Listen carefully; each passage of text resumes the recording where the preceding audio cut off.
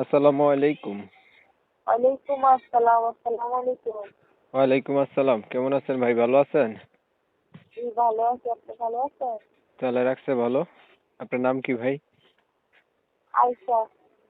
আইসা আপনি আসছেন কেন ভিডিওতে সেটা আমি শুনবো, তার আগে আমার দর্শকের সাথে একটু কথা বলে নিতেছি। সম্মানিত সুপ্রিয় দর্শক শ্রোতা দেশ ও প্রবাস থেকে যারা আমার সাথে আছেন সবাইকে আন্তরিক প্রীতি ও শুভেচ্ছা জানিয়ে আজকের প্রতিবেদন শুরু করছি। দর্শকবৃন্দ দেখতে পাচ্ছেন প্রতিবেদনে সংযুক্ত হয়েছে আয়শা নামে একটি আপু অডিও কলের মাধ্যমে। সে কয়েকদিন আগে থেকে যোগাযোগ করছে একটা ভিডিও করবে প্রতিবেদনে। কে এই আয়শা, কেন ভিডিও করতে চাইছে, তার মনে কি দুঃখ কষ্ট আছে বিস্তারিত আলাপ করবো আপনাদের সাথে।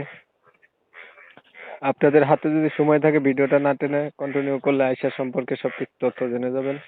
পাশাপাশি আয়শার মোবাইল নম্বরটা দেওয়া থাকবে ভিডিওতে, চাইলে আপনারা কথা বলতে পারবেন। একটা রিকোয়েস্ট থাকলে সম্পূর্ণ ভিডিওটা দেখে শুনে বুঝে আয়শার সাথে কথা বলবেন। আর কথা না বাড়িয়ে চলে যাচ্ছি আয়শার কাছে। আয়শা, পরিবারে কে কে আছে আপনার? পরিবারে মা আছে, ছোট একটা ভাই আছে। মা আছে, ছোট একটা ভাই আছে। আপনি কোথায় থাকেন? আমি নোয়াখালী বিদ্যুৎ থাকি। নোয়াখালী মিরগঞ্জ। মা আছে, ছোট একটা ভাই আছে পরিবারে। জি, আপনার বাবা নাই? জি, বাবা মারা গেছে। কোথায় গেছে বাবা? বাবা মারা গেছে। আপনার বয়স কত, আপনি কি করেন? আমার সংসার বাবা বিশ্ববিদ্যালয়ে কাজ করি। আপনার বয়স হচ্ছে 18 বছর, আপনি সেলাই মেশিনে কাজ করেন। জি, বিয়ে শাদী হয় নাই আপনার?